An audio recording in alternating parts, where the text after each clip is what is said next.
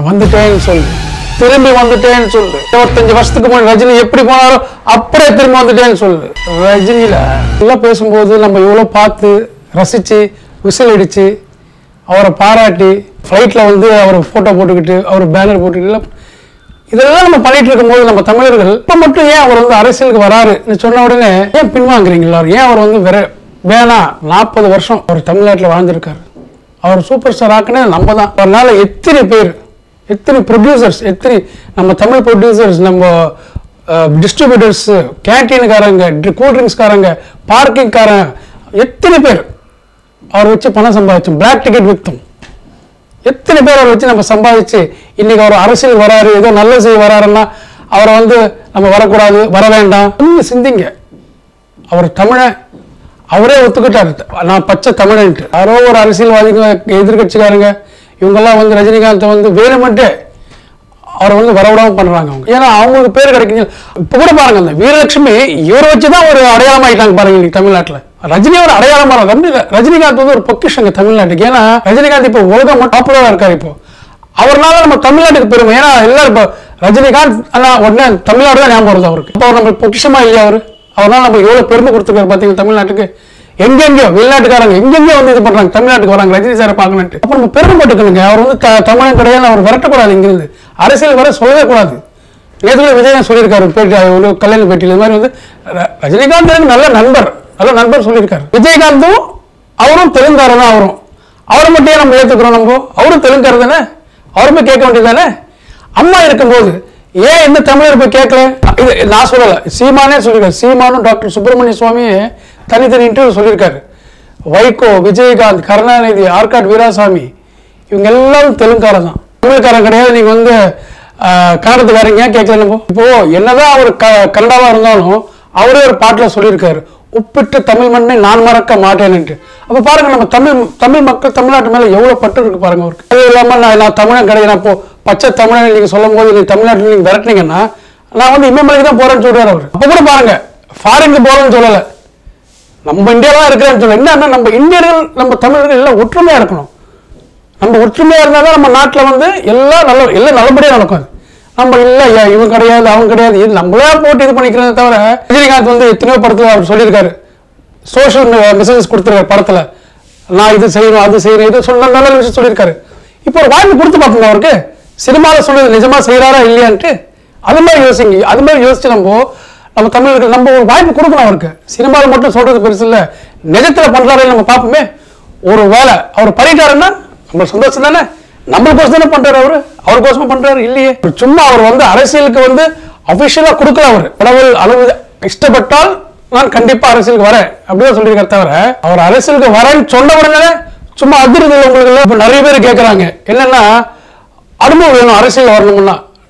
அனுபவம் தேவையில்லை அரசியலுக்கு வரணும்னா. கலைஞருக்கு அனுபவம் வந்து வரும்போது அவரும் தெலுங்காரனே தெரியும், அவரை ஏற்றுக்கிட்டு நம்ம எம்ஜிஆர் இவங்கெல்லாம் வந்து அரசியல் வரத்துக்கு வந்து அவருக்கு வந்து அனுபவம் தேவை. அது இறக்கும் போது வந்துடும். பார்த்தீங்கன்னா ஒரு நல்ல காரியம் செய்யறதுக்கு, நல்ல விஷயம் நல்லது மக்களுக்கு செய்யறதுக்கு வந்து அனுபவம் வேண்டாம், மனசு வேணும் அதுக்கு. சீமான் பார்த்தீங்கன்னா அவருக்கு ஃபாரின்ல இருந்து வெளிநாட்டுல இருந்து ஃபண்ட்ஸ் வருது அவருக்கு. அது வெள்ளக்காரன் பணம் தானே, தமிழர் பணமா இல்லையா? அது அவங்க அனுப்புறாங்களோ நம்மளுக்கு தெரியாது. ஆனா வெள்ளக்காரன் பணம், அது வெளிநாட்டுல இருந்து வந்து வெள்ளக்காரன் பணம் தான். அது மட்டும் நம்மளுக்கு தேவை. ஆனா அரசியல்ல வந்து ரஜினிகாந்த் வந்து அவர் வந்து கணத்துக்கார அவர் நம்மளுக்கு தேவையில்லை. சீமான் அவருக்கு நல்ல ஒரு இயக்குனர், அருமையான பேச்சாளர்.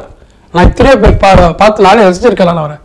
அவரே இந்த மாதிரி பேசலாமா? நம்மளாம் எத்தனையோ ஒரு ரஜினிகாந்த் ஸ்டைல கால் பண்ணியிருக்கோம். ரஜினிகாந்த் ஸ்டைல்னா அவ்வளோ எல்லாருக்கும் ஒரு கிரேஸ், ஒரு பைத்தியம். அவர் வேணான்னு சொல்றது நம்ம துரதிருஷ்டம். அதுதான் அவர் சொல்றாரு. அவர் எப்பவுமே என்னை வாழ வச்ச தமிழர்கள் தான் சொல்றாரு தவிர என்னை வாழ வச்ச கண்ணாவர்கள் சொல்லாரு. இதெல்லாம் நம்ம ஏன் யோசிக்க மாட்டேங்கிறோம்? இப்போ ரஜினிகாந்த் அவர் அரசியலுக்கு வந்து முதலமைச்சர் ஆயிட்டாருன்னா அவரு பாமர மக்கள், அதாவது ஏழப்பட்ட மக்கள், லோவர் கிளாஸ் இருக்கிற மக்களை வந்து ரொம்ப அருமையா. இப்போ சிவாஜி படத்துல காட்டலையே அவரு பணக்கார ஆகிட்டு இருக்கான், ஏழை ஆகிட்டு இருக்கான்ட்டு. அது படத்துல சொன்னாரு. அது சிஎம் ஆனப்புறம் அவர் அது செய்யறாரு நம்ம பார்ப்போம். அவருக்கும் ஒரு டெஸ்ட் கொடுப்போமே, ஒரு வாய்ப்பு கொடுப்போமே அவருக்கும். இன்னொரு முக்கியமான விஷயம், சோ ராமசாமி சொல்லியிருக்காரு ஒரு இன்டர்வியூல, ரஜினிகாந்த் வந்து தமிழ் மக்களுக்கு ஏதோ நல்லது செய்யணும், ரஜினிகாந்த் அரசியலுக்கு வரணும், ரஜினி நீ அரசியலுக்கு வரணும், நீ வந்தா நல்லது நடக்கும்ட்டு சோ ராமசாமி அட்வைஸ் பண்ணியிருக்காரு ரஜினிகாந்த். ரஜினியை நம்ம எல்லாம் விரும்பி, தமிழ்நாட்டு மக்கள் விரும்பி கண்டிப்பா விரும்புவோம். அவரை சிஎம் ஆகிட்டோம்னா, முதலமைச்சர் ஆகிட்டோம்னா அவரோட சின்னம், கட்சி சின்னம் கூட வந்து இந்த பாபாஜி முத்திரையாக தான் இருக்கும்.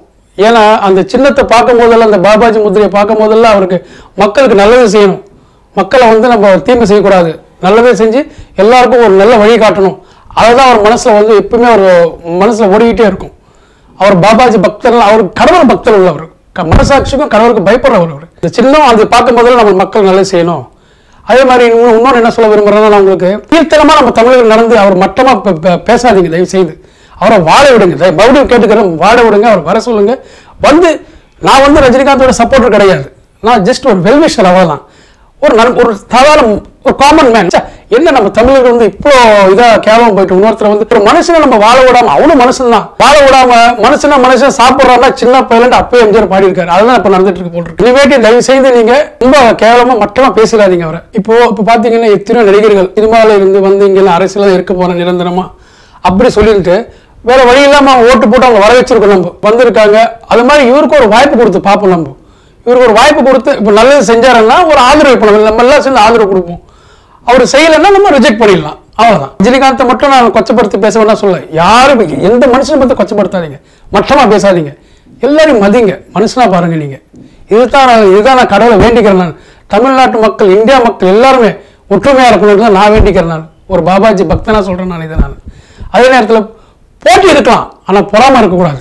ஒருத்தனை அழிச்சுட்டு நம்ம வாழணும் என்றது ஒரு கேவலமான ஒரு எண்ணம். அது ரஜினியா சொல்லியிருக்காரு, ரஜினிகாந்த் அவரே சொல்லியிருக்காரு, வாழு ஆனா ஒருத்தனை வாழ வச்சு வாழு, அவரே சொல்லியிருக்காரு. அதை நம்ம கேட்டு இருக்கிறோம். நம்ம இனிமேட்டாவது யாரையும் வந்து இழிவுபடுத்தாதீங்க, அநியாயம் பண்ணாதீங்க. இது மாதிரி ஒரு அநியாயம் நான் பார்த்தேன்னா திரும்பி நான் கண்டிப்பா வந்து உங்களை சந்திக்கிறேன். நான் நன்றி.